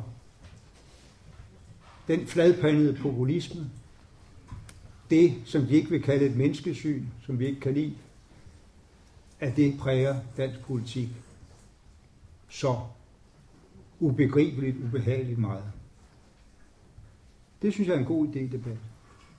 Og måske i virkeligheden den vigtigste, vi har lige nu for tiden her i Danmark. Har jeg så brugt de 10 minutter? Må jeg godt runde af, ja. Jo, men altså, det der med som Tim var inde på, med idéer, fikse idéer, og tale til følelser og fornuft, det er jeg selvfølgelig enig i. Det jeg i virkeligheden ikke er særlig enig i, det er, at hvis man for eksempel tager den sidste regering, jeg var medlem af, at vi så ligesom blev mere teknokrater hen ad vejen. Der må jeg melde fuldstændig hus forbi. Jeg mener faktisk ikke var rigtigt. Jeg har et sandhedsvidne, som mange af jer, tror jeg, er i stand til at støtte jer på, nemlig Marianne Jelved, som sagde om ham der, Mogens Lykketoft, at han var irriterende ideologisk hele vejen igennem. Når vi sad der i regeringsøkonomiudvalg i 8 år sammen. Han gik op ned til mindste detalje i, at vi fik en ordentlig fordeling ud af det, vi lavede. Selvfølgelig også, at vi fik jobs. Fordi det var forudsætningen for, at vi kunne alt det andet. At folk var i arbejde og ikke skulle forsørges. Men også det, som jeg mener er den grundlæggende idé i det, jeg har kæmpet for de sidste 46 år, nemlig at vi kan opretholde et samfund med en rimelig ligelig fordeling af goderne og en høj grad af tryghed for dem, der ikke er født med et sølvskæg i munden osv. De idéer blev ikke svækket undervejs. Men det er jo mærkeligt nok, at nogle af de samme mennesker, som mener, at det er vigtigt med samtale og kompromis og bredt folkestyre, siger, at når vi så praktiserer det, så har vi glemt vores egne idéer. Prøv lige at tænke på den. Tak for ordet i denne omgang.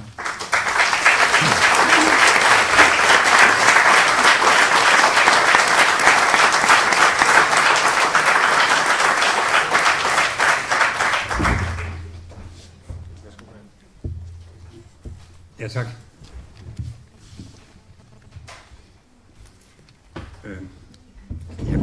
Jeg bliver til 5:15, for jeg skal modtage Mongoliets præsident. Det håber jeg. Det er også undskyldning for. Det er derfor, jeg kører 5:30. Jeg skal også sætte okay. Det er så okay. Ja, men jeg skal tale for ham klokken 6, så er det nok godt, jeg kører herfra 5:15. Lad os lige først forklare det med Dansk Folkeparti. Jeg har 2 bemærkninger. Det ene er foragt for politiske modstandere gavner aldrig noget. Jeg gennemførte ikke Dansk Folkepartis politik som integrationsminister. Jeg gennemførte Birthe Rønn Hornbechs politik. Det kan dokumenteres. Den hun havde udformet, mens ghettoerne voksede i 90'erne, hvor hun rejste rundt og holdt foredrag om Grundtvig i højskolerne og i forsamlingshusene, og hele tiden fik spørgsmålet, hvordan holder I sammen på Danmark? Og så skrev hun sit oplæg, der også havde med familiesammenføring og integration at gøre. Det var det, jeg gennemførte. Og der var 3 ændringer, som alle 3 kunne støttes af Socialdemokraterne. Og det er den linje, der er blevet holdt. Og den er så solid, at også Socialdemokraterne tilslutter sig den og lover, at den kører videre. Så værre var det jo ikke. Jeg er førstehåndsvidne. Det var mig, der var integrationsminister. Jeg kan også huske, Mogens, du var engang så venlig, da der var diskussion om, hvad der nu var op og ned, så sagde du, ja, hvis det er Bertels udlægning, der er den rigtige, så vil du støtte den. Det var egentlig meget sødt. Hvad var det helt præcist? Jeg kan ikke huske. Men det var sikkert vigtigt. Ellers havde du jo ikke udtalt dig om det. Nå, men vi sidder her jo for at fejre 50 år for Bjørn Poulsens lille bog fra 1960. Og det er jo rigtig spændende. Det kan godt være, det er blevet dyrket meget allerede, men jeg vil godt lige give min vinkel på den lille bog. Jeg læste den jo 10 år efter, altså for 40 år siden. Og jeg har ikke kunne finde den på min reol, utvivlsomt, fordi jeg har lånt den ud. Men den har en kvalitet, der gør, at jeg faktisk kan huske, hvad der stod i den. Og den handlede jo ikke om nedrakning af politikere. Den handlede om, at Viggo Kampmann sagde noget til kunstnerne i denne sal, eller i hvert fald her i nærheden. Han sagde nemlig til dem, klip. Jamen, jeg har lige fået... Jeg ved, hvad du slår fra. Det er godt. Jeg fik den i går, jeg kan ikke slå den ihjel, jeg kan synke den ned i vand.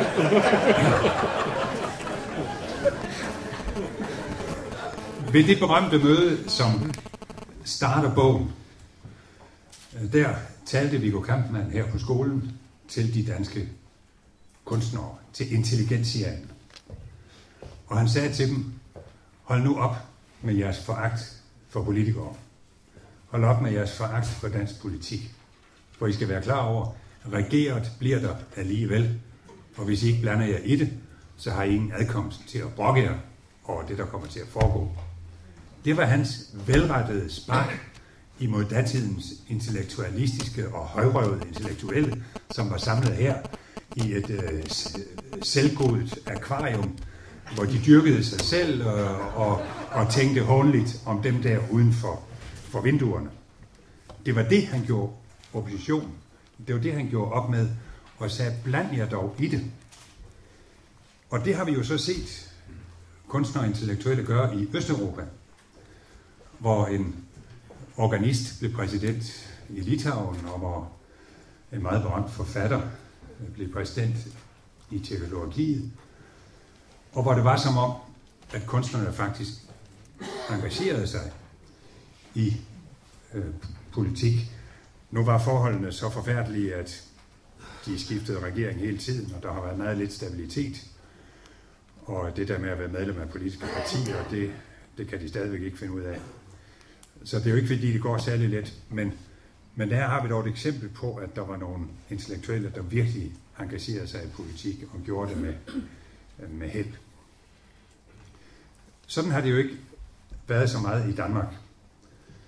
Og det har nok et par årsager, nemlig for det første, at Viggo Kampmann talte forgæves til de hårdmodige. Men også for det andet, at for mange af de intellektuelle havde flirtet med antidemokratiske idéer. Og det var jo ikke så godt, og derfor så var der en hel del af dem, som ikke nød folkets tillid. Så snakker vi ikke mere om det. Men jeg synes, vi i dag må spørge med Viggo Kampmann, har vi stadig den situation, at kunstnerne er for fine og for fulde af foragt over for det praktiske politiske liv, til at de vil blande sig? Er universitetsfolkene for fine? Det er jo rigtigt nok, at hvad Baunsberg skriver i en god kronik i Kristeligt Dagblad den 27. august, at tidligere var der jo måske nok flere folk i Folketinget end i dag, der har deres baggrund i Folkehøjskolen. I dag har de jo i stedet for deres baggrund i Institut for Statskundskab. Og det er en niveausænkning, Tim Knudsen. Jeg er enig. En niveausænkning af rang. Og det synes jeg egentlig, I skulle tænke lidt over. Jamen, jeg tænker det synes jeg, I skulle tænke lidt over. Jeg kommer gerne på dit institut og hjælper jer med den tankevirksomhed. Dine studerende kommer jo så tit hos mig. Det er en niveausænkning.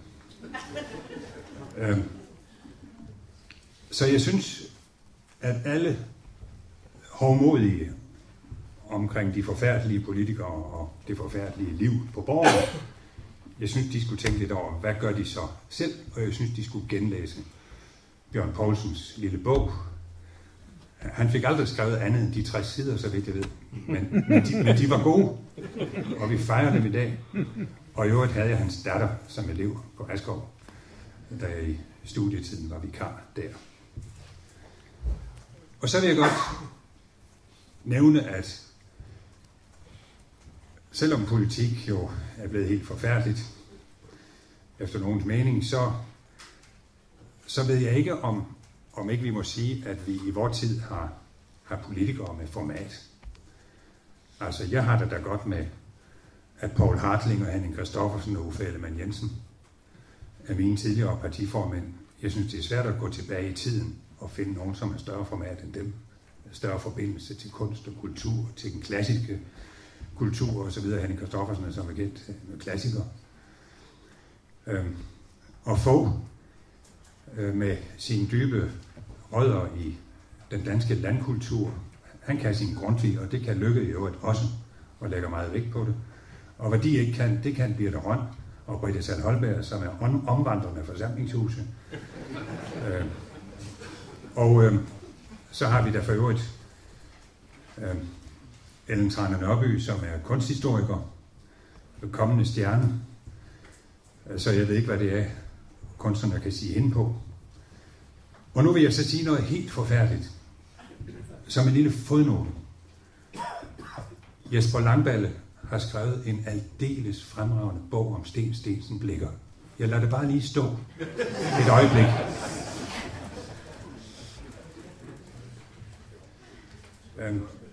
Men det er jo rigtigt, at der er for meget spil for galleriet i dansk politik, og egentlig synes jeg, at du har lidt medansvar for det, Lykke Toft, fordi du sidder i Folketingets præsidium.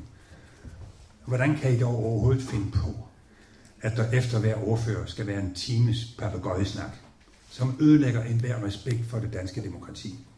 Jeg er klar til offentligt at gå til frontalangreb imod den måde, Folketinget ledes på. Vi tvinges jo af nogle spilleregler ind i noget papegøjesnak, som er så overfladisk og forfærdeligt og flovt at se på. Vi sad der begge to i går og led lige meget. Hvorfor får du ikke lavet om på det? Jeg besluttede, at jeg vil tage en snak med Thor Petersen, for nu kan det være nok. Jeg mærkede jo, at Troels Lund Poulsen, som jeg sad ved siden af, han var lige så rasende som jeg over de spilleregler, vi har sat ned over os selv. Så samtidig så skal man også lige huske at spørge, hvad kunne vi gøre for, at vi ikke i det meget belyste politiske liv eksponerer de aller dårligste sider af os selv over for offentligheden? For vi ved jo, at det er de allerdårligste sider, som bliver eksponeret i 12 timer i går. Lad os dog prøve at gøre noget ved det. Og så vil jeg bare sige til sidst, at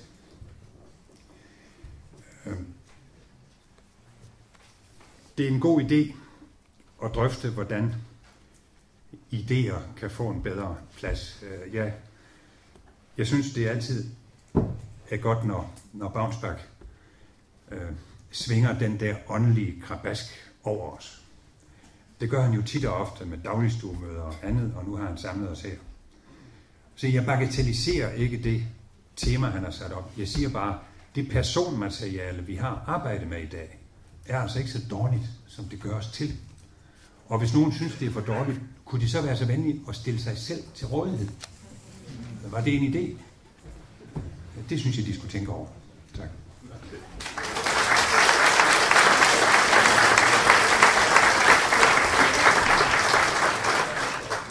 Der er flere ting til det. Tak til panelet.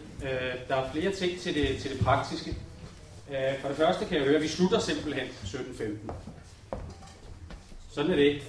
Ikke et arrangement, hvor man siver sådan lidt, og der er first things first, der skal passe. Det siger sig selv. Vi slutter 17:15, og så runder vi af.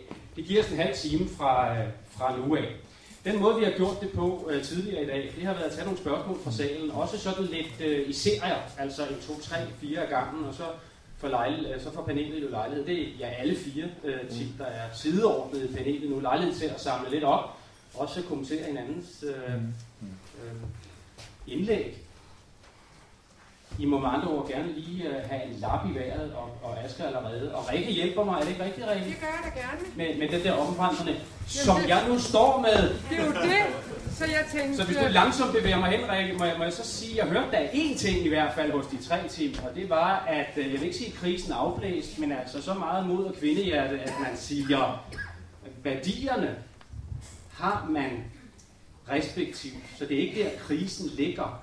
Nu har vi talt om krise i fødekæden fra medier og fra uddannelser meget, men krisen i det politiske er ikke et mangel på idéer, er de 3 enige om. Det er nok de forkerte værdier, synes nogen, der vinder, men værdierne findes. Er det rigtigt forstået? Ja, synes facilitatoren, når der bliver nikket. Men I får ordet igen også til. Man får ordet. Asger, den herre, og den kvinde. Og man præsenterer sig selv, selvom man kender hinanden. Asger. Jeg er ikke behøver, jeg skal gøre det kort, det er til en oplysning. Da vi skulle sammensætte panelet her, der kunne vi se, at vi kunne ikke have alle partier repræsenteret. Det ville være helt umuligt for overkomme det. Men det lå os meget på sinde at få en repræsentant mere med end jer 3. Nemlig en fra Dansk Folkeparti. Og jeg siger det her for, at man offentligt kan høre, det var mig, der stod med ansvaret for at få en fra Dansk Folkeparti, for at man ikke der skulle sige, at de er højbrydede, og vi andre bliver ikke inviteret. Der har været afbud på henvendelse skriftligt, telefonisk og mailmæssigt fra Pia Kjærsgaard, Skårup, Tusinddal og Espersen. Gode grunde, jeg annoncerer ikke hvad, men jeg siger bare, at disse 4 har fået indbydelsen og har ikke kunnet komme, så vi har ikke udeladt dem bevidst. Det synes jeg er væsentligt for sagt. Tak.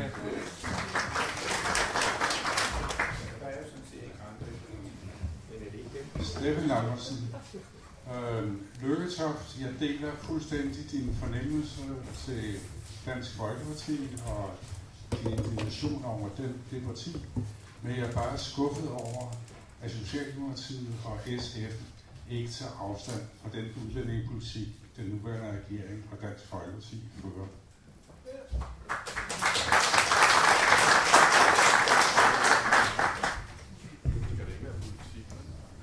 Ja, jeg hedder Gunvor Auken, og jeg har 2 spørgsmål, som knytter an også til forløbet i dag. Ikke mindst til Susannes og til dit. Som ikke hedder Susanne? Nej, og til din søster, undskyld. Ja. Ja. Jamen, jeg bliver også nogle gange forvekslet med min søster. Det var jeres indlæg i formiddags omkring, hvordan utryghed og frygt var længere op, hvordan utryghed og frygt er blevet styrende elementer i vores samfundsudfordringer og måde, vi laver lovgivning på. Og det fører mig over til den spændende undersøgelse, der er blevet lavet internationalt, der viser, at de bedste samfund, altså de mest trygge samfund, de mest tillidsfulde samfund, der hvor folk trives bedst, hvor levealderen er bedst, og uddannelsessystemet er fordelt over alle, det er lighedssamfund. Det er lighedssamfund. Og hvad siger det begreb os i dag, eller rettere det jeg ser, det er, at vi er ved at, nu kalder vi det nøjesligt med at kalde det ghettoficering, det er jo parallelsamfund. Det er jo, at vi slet ikke får opfyldt kravet om, at unge op til 95% skal have en uddannelse. Tværtimod. Og dem, der navnlig ikke får det, det er de unge mænd, der kommer fra hjem med ikke meget uddannelsesmæssig baggrund. Og hvad gør vi? Vi straffer, og vi straffer, og straffer, både med sanktioner og med lave sociale ydelser. Og vi bidrager i mine øjne reelt til et frygtsamfund i at vi laver et parallelsamfund. Og hvor og det får altså de følger, som man ser, når man laver ulighedssamfund. Mit andet spørgsmål, det er, at i dag har vi faktisk talt både idéernes krise i politik, og også talt meget folkeoplysning, blandt andet fra, at vi er på stedet her. Og Michael, du var jo meget inde på betydningen af at få det begreb genindtaget også i Danmarks Radio.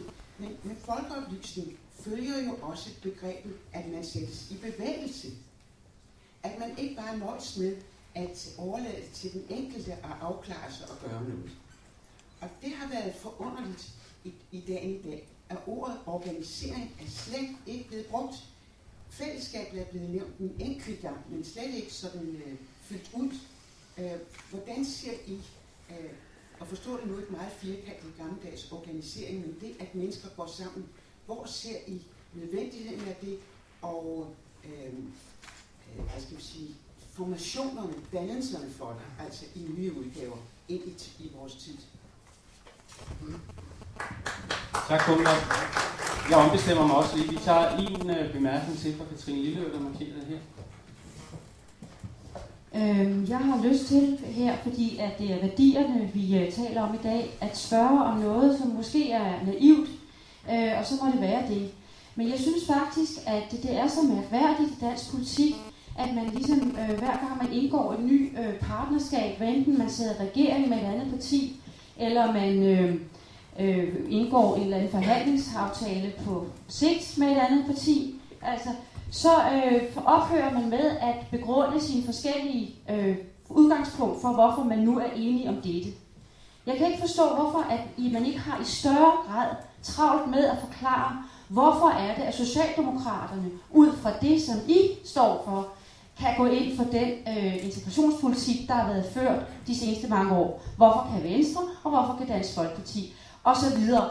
Jeg forstår ikke, hvorfor man egentlig begynder at tale med én tunge, lige så snart man går sammen med nogen, eller man prøver at lade være, bare fordi man er sammen med nogen, man ikke er i opposition til.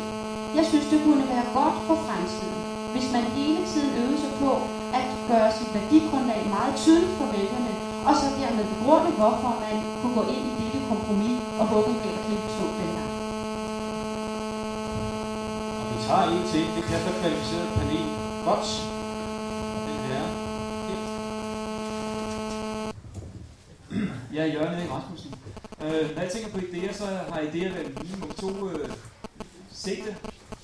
Det ene er, at det er en forestilling til noget, vi styrer efter, vi brænder efter. Og en anden dimension i det kan være, at det er det, der samler, det der virker som samlingskraft i det. Men når nu i den sidste 10-15-årige periode, der har været, og nogle af de ting, der har været enige omkring fra folkestyre til markedsstyre, sådan som jeg forstår, så betyder det en stor del af de ting, der tidligere har været statslige, kommunale, amtslige institutioner, altså en del af de demokratiske valgte institutioner, eller ikke demokratisk valgte institutioner, men institutioner, der er styret via folkevalgte forer, som Folketinget eller kommunebestyrelse osv. Når man går fra at være institutioner, der er styret af politiske beslutninger og idéer, til at være nogle institutioner,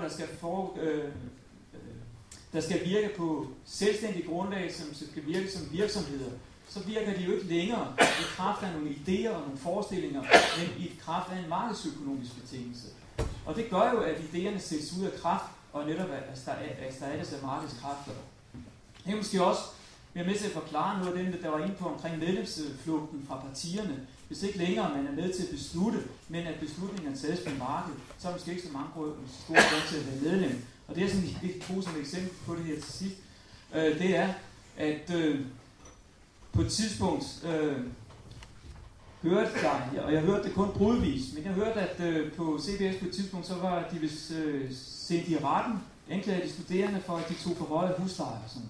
Og tænkte jeg, hvordan i alverden kan det være? Og nu bygger jeg jo resten af min tolkning af det, det er, at i tidens morgen, så har man jo haft de her kolleger, for at det var en del af den måde, vi tænker vores velfærdssamfund. Et demokrati, som betyder en lighed også til at opnå uddannelser. Men nu når det bliver til en koncern, til en virksomhed, som divisionerer sig også i stedet, der har kollegebyggeri, så er det kollegisk byggeris succeskriteriet, det er overskuddet. Og på den måde, så kan man med huslejerne stige i finansboblen. Så altså, man kan se, at formålet er fuldstændig forsvundet, og der kommer nogle helt andre mekanismer ind, som ikke er demokratisk, men markedsstyret. Jeg skal sige til panelet, at det er en diskussion, vi har haft i løbet af dagen, altså om denne management-tænkning, også i kulturlivet og uddannelsesinstitutioner eller medieverdenen, i sig selv udelukker eller umuliggør essens, materie eller værdier. Det er selvfølgelig en diskussion, der har været rød tråd i dag. Værsgo, vi starter med Tim. Tak.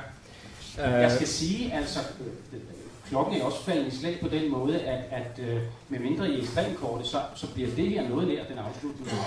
Det afhænger af jer selv. Bare et par korte bemærkninger. Jeg tror, Mogens lidt misforstået mig, eller måske endda talt lidt udenom. Når jeg talte om, at der i SR-regeringen var en idéfattigdom, så er det muligt, at jeg tager fejl. Jeg kan jo ikke vide, hvad der er foregået i økonomiudvalget. Det er jo ikke... Min pointe var jo netop, at det skal ud til folk at forstå. Og jeg kan huske et interview, du gav til Euroman, hvor du præcis selv sagde det samme, at du havde siddet der i regeringen og tænkt en masse udmærkede tanker. Bagefter gik det op for dig, at det havde du ikke fået folk med på. Så det er jo det vigtige, at altså hele mit oplæg handlede om at binde vælgere og politikere sammen. Ikke? Og til Bertel vil jeg også sige, jeg ved slet ikke, om nogen har talt om personmaterialet i politiske partier, og hvad det nu var, du var inde på. Det er i hvert fald ikke det, jeg har talt om. Der er mange udmærkede politikere, der er måske også nogle mindre udmærkede. Det er slet ikke det, vi drøfter. Det, jeg taler om, er at omsætte det til noget fælles i de politiske partier. Det kan godt være, at Mogens tænker nogle udmærkede tanker, men får han alle de andre socialdemokrater med på det? Hvordan akkumulerer man idéer? Hvordan bliver man enige? Hvordan indoptager man nye idéer med den indbyrdes indimellem meget hårde konkurrence, der jo også er i de politiske partier med sideordnede og opstillinger, jeg skal komme efter dig. Der er nogle problemer der, som jeg ikke har nogen løsninger på. Jeg peger bare på dem. Vi fortsætter rækkefølgen sådan, så Bertel det lige skulle nu. Ja. Gunn Waugen må jo altså glæde sig over, at vi er det mest lige samfund i verden, og også det mest højt beskattede. Og uanset hvad man kan sige, der mangler, så ja, du mener, det går tilbage. Det er rigtigt, at den såkaldte Gini-koefficient, den er vist gået ned fra 0,30 til 0,29. Det skal jeg blankt indrømme. Men så må det jo glæde dig, at friværdierne er raslet ned, så ved den næste formueberegning, så er vi blevet et meget mere lige samfund. Så er der det ved det, at friværdier er jo ikke kun af det onde, det er jo faktisk det, der gør det mulighed, giver folk mulighed for at investere og sætte noget i gang. Og det med at stifte gæld er jo heller ikke så dårligt, fordi det er også det, der sætter noget i gang. Og så er det går igen i dit indlæg, at problemet er markedet. Altså det er markedet, der ødelægger idéerne. Men så er det bare, at jeg spørger, kan man realisere Margrethes og mine fælles idéer om det myndige menneske. Undskyld, jeg siger fælles, men det er jo ud af den forestilling, at Venstre og Radikale har et fælles værdiudgangspunkt. Det er derfor, vi hader hinanden så meget. Og det der fælles udgangspunkt, hvor vi ønsker det myndige menneske, kan det lade sig gøre, hvis ikke man har noget marked? Altså hvis folk ikke har mulighed for at vælge. Det er jo det, markedet består i. Det at man kan vælge. Kan man have myndige mennesker uden at have et marked? Det er der i hvert fald ingen historiske eksempler på. Så skal vi nu ikke lade være at gøre markedet til alle tings årsag. Og man kan jo ikke på den ene side være tilhænger af demokratisering, og så samtidig være imod, at borgerne kan vælge på et marked. Og jeg er altså stolt over, at vi samtidig med, at vi har sat markedet ud af kraft ved at gøre den offentlige sektor større og større, så har vi da heldigvis gjort folk mere myndige inden for den offentlige sektor. Ved at der er flere og flere muligheder for, at den enkelte selv kan påvirke sin situation, hvad enten det handler om sygehus eller ældre eller skoler. Og det der med de frie skoler er jo nu blevet en tværpolitisk sag, efter at det har vist sig, at det ikke kun er sådan nogle folk som Margrethe og mig, der kan finde på at sende vores børn i friskoler. Så det er vi også blevet fælles om. De værdier, som vi efterlyser. Hvad er grunden til, at der ikke snakkes så meget om dem? Og hvorfor snakkede Helle Thorning og Lars Løkke ikke så meget om værdier forleden? Og hvorfor lykkedes det heller ikke rigtigt for Mogens at komme igennem ISR-regeringen? Det er selvfølgelig fordi værdier er kun noget, hvis de på en eller anden måde skiller os. Altså enten er de ligegyldige, eller også så er der et eller andet, som vil skille befolkningen, og få nogen til at sige, nej, det er vi ikke med på. Og befolkningen er jo altså så centrumsøgende og så konservativ, og ønsker så få forandringer, at vi politikere ikke rigtig tør tale om vores værdier. Og det er derfor, jeg synes, at det var en god idé at lave det her, fordi vi må indgyde hinanden mod til i højere grad at tale om værdier. Det er jeg altså fuldstændig enig i.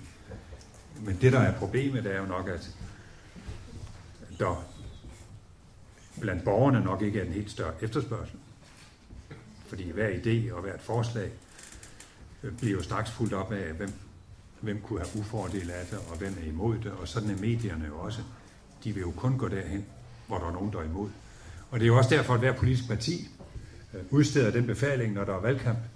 Nye idéer er forbudt, så længe valgkampen kører. Der må ikke siges noget nyt, der må ikke tænkes noget nyt. Det hele skal være forudsigeligt. Det er det, der giver tillid. Og det hænger sammen med, at det største krav, de to store krav, borgerne har til os, det er, de vil ikke have forandring, og de vil have tillid. Altså, der må ikke være noget, der er usikkert. Hvorfor tror jeg, Anders Fogh lavede kontraktpolitik? Det ved jeg godt. For jeg har været med til at tabe valg for Venstre, den ene gang efter den anden, ved at sidde og skrive redningsplaner for Danmark. Dem kunne Socialdemokraterne så pikke i og sige, se nu der, hvis Venstre kommer til magten, så tager de noget fra dem og dem. Og vi tabte planmæssigt valget hver gang. Så sagde Anders Fogh, det er altså for dårligt. Nu må vi lære af Socialdemokraterne. Vi må lære at vise borgerne, at vi kan nøjes med små, sikre skridt, og de skal vide det på forhånd, så de ved, hvad de får. Og det var jo egentlig helt i pagt med, hvad borgerne synes, tiden var inde til. Og jeg ved ikke, hvor meget man kan bebrejde ham det, når han jo faktisk samtidig trak Danmark i den retning, som han ønskede, selvom nogen synes, han accepterede alt for høje skatter og så videre. Så fik han dog på en række punkter trukket Danmark den vej, han ønskede. Og Mogens, du skal vide, at Anders Fogh gang på gang sagde, nu skal vi lade være at være så utålmodige. Hvordan var det, Hedtoft og H.C. Hansen forandrede Danmark? Det gjorde de ved at love små, sikre skridt i den retning, de ønskede. Det skabte tryghed, de blev genvalgt. Det sagde han gang på gang. Og det er selvfølgelig ikke særlig fremmende for idédebatten, det kan jeg godt se. Det kan jeg godt se. Og derfor må vi have nogle andre vælgere.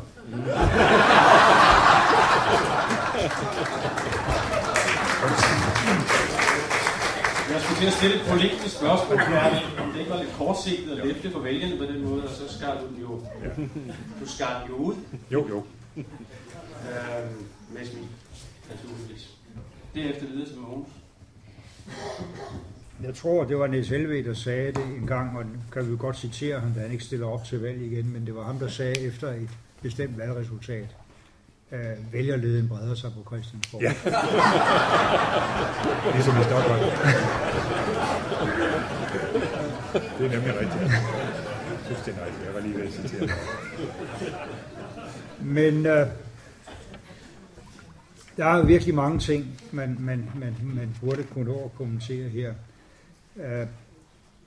Jeg tror, man kan sige, at til det sidste, Bertel sagde om kontraktpolitikken, at den type kontraktpolitik, som har været praktiseret fra 2001, kan jo i virkeligheden, i det virkelige liv, kun lade sig gøre i ekstrem medvind økonomisk. I ekstrem økonomisk medvind.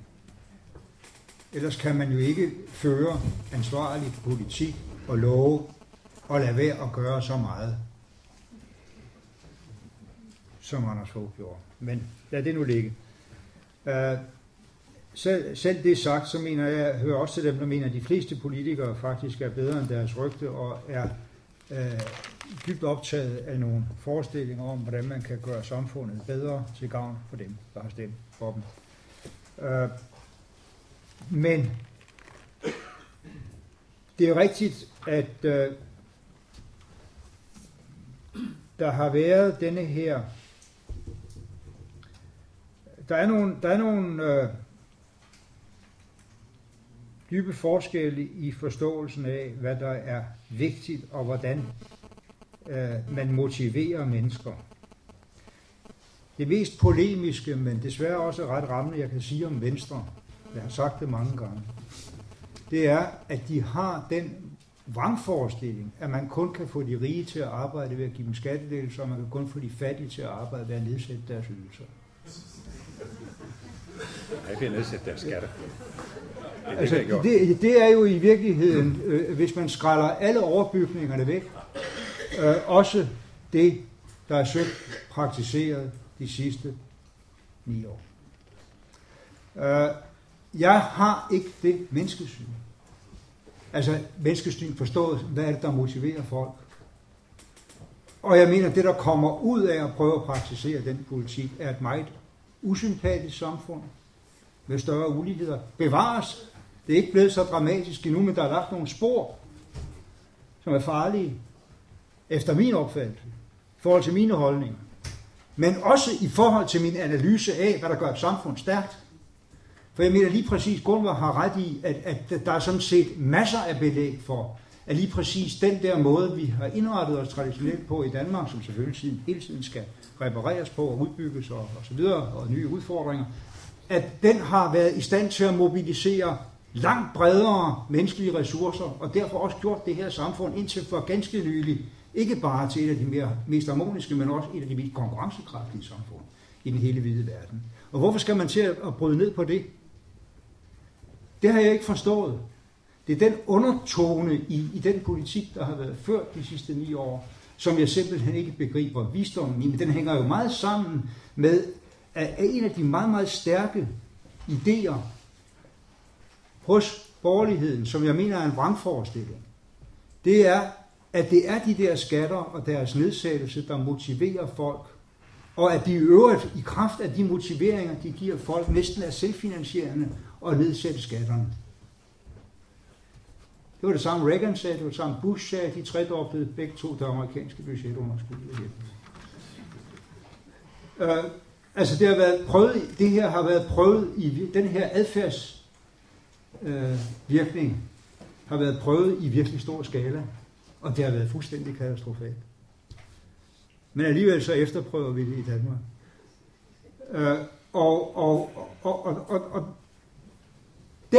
Det spor, der er lagt nu, hvis det får lov til at fortsætte, det er sådan ikke fordi jeg vil holde en valg til, men det er virkelig, jeg føler, hvis det får lov til at fortsætte, så kan det kun ende et sted, fordi da disse her skattelettelser ikke er selvfinansierende, så kommer regningen til at være en eller mange varianter af en privatisering af driften og betalingen for de ydelser, vi i dag får fra det offentlige, med de deraf følgende øgede sociale skævheder.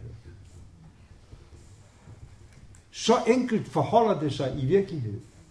Det kan godt være, at det starter meget marginalt. Åbningstiden i daginstitutionerne går ned. Og så kan man måske få lov at betale for alligevel at få den op igen. Og så videre, så videre. Ikke? Men altså, der er lagt nogle spor her, og der er vi virkelig nede i idéerne om, hvordan et samfund skal fungere, hvad der er vigtigt, om man vil have det spor, eller man vil have et andet spor. Og der er intet i den danske erfaring med velfærdssamfundets opbygning og succes frem til forrige årti, der taler for, at høje marginalskatter har været et dramatisk problem for foretagsomhed af individuel frihed, og hvad har vi her? Det kan godt være, at man kunne finde på en bedre måde at opkræve de samme skatter på. Det skal jeg gerne deltage i en lang debat om også de næste 30 år, men grundlæggende forkert tænkning. Så der er, jeg siger også det her for ligesom at understrege, at der er faktisk nogle meget, meget dybe forskelle i opfattelsen. Det er der nu også i udlændingepolitikken. Det kan godt være, at vi har accepteret de samme regler for familiesammenføring. Men jeg er imod startydelsen, for eksempel, som et lumpent forsøg på at gøre nogle mennesker ude af stand til at leve anstændigt i Danmark. Jeg er imod alle de små nederdrægtigheder, der bliver opfundet hver eneste år ekstra for at få en finanslov hjem med Dansk Folkeparti, for at gøre det lidt vanskeligere at blive statsborger, og så videre, og så videre. Så det der blev spurgt til, om hvorfor har vi den samme udlænding, det har vi ikke. Og vi har specielt ikke den samme holdning. Nå, nu har jeg snakket for meget, så nu.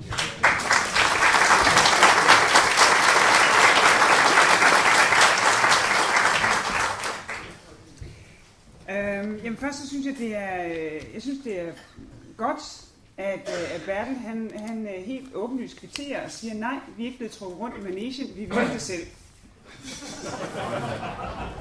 Fordi det er så helt oplagt meget bedre at få det bragt frem, at det er ikke en tilfældig fortalelse, når Claus Hjort siger, noget af det, der holder os sammen, er vores værdifællesskab med Dansk Folkeparti.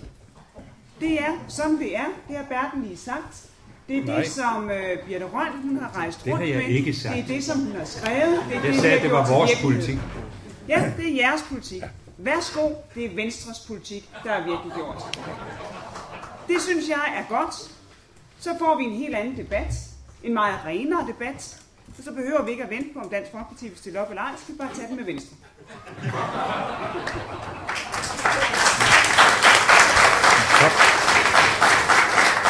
Og dermed er jeg også sagt, at jeg er grundlæggende uenig, når du siger, Bertel, at enten skiller værdierne, eller også er de ligegyldige.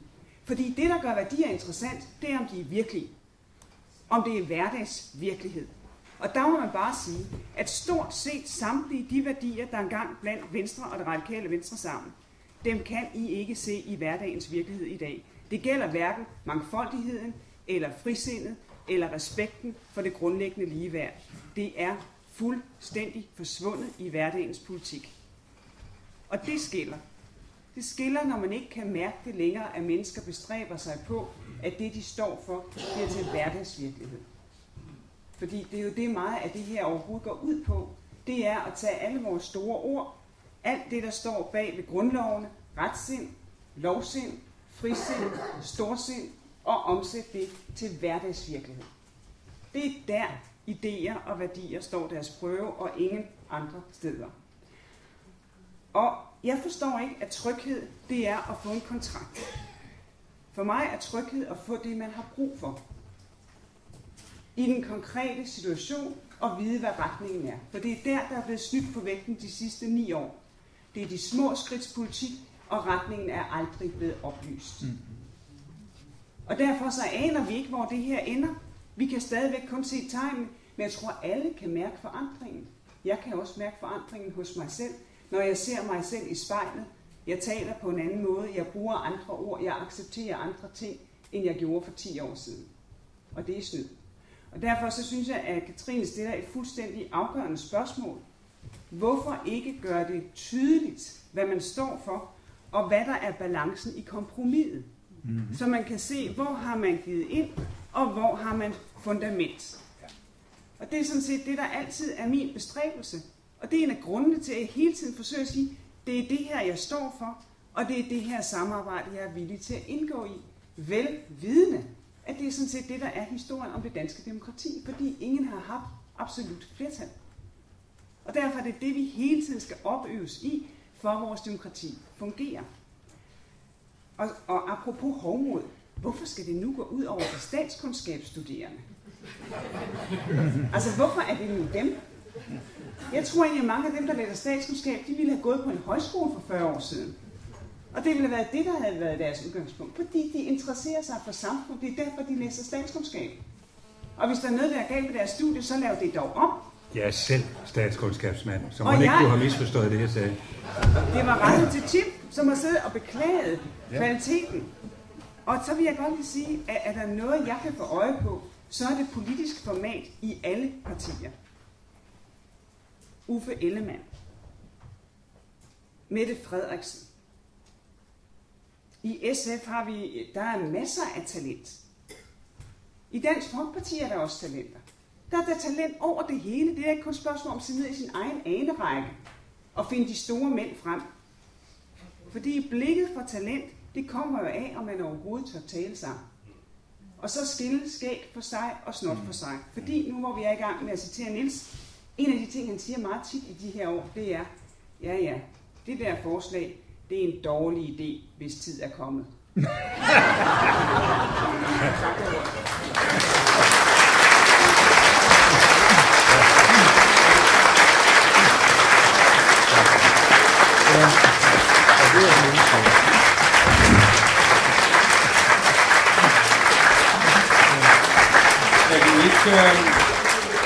Jeg stopper jeres klappen, fordi jeg vil gerne sige farvel også, mens Bertel er i lokalet. Så jeg skal ikke begynde en eller anden opsummering, men sige, vi har talt idéer hele dagen. Idéernes krise.